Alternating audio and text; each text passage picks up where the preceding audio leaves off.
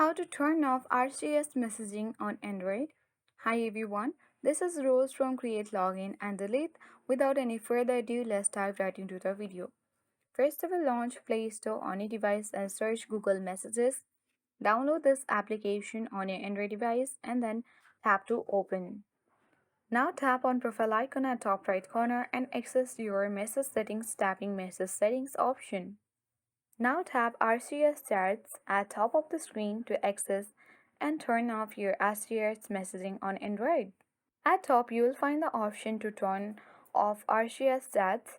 Currently, it has been turned on. Simply, you have to toggle the button off and it will be turned off. You will get access to this interface.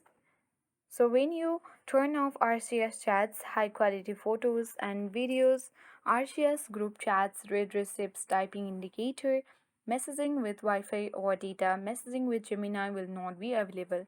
So you have to simply tap on turn off button and your RCS messaging on Android will be successfully turned off. That's it. Thank you for watching, and if you are new to our channel, hit the like button and subscribe. Thanks for watching.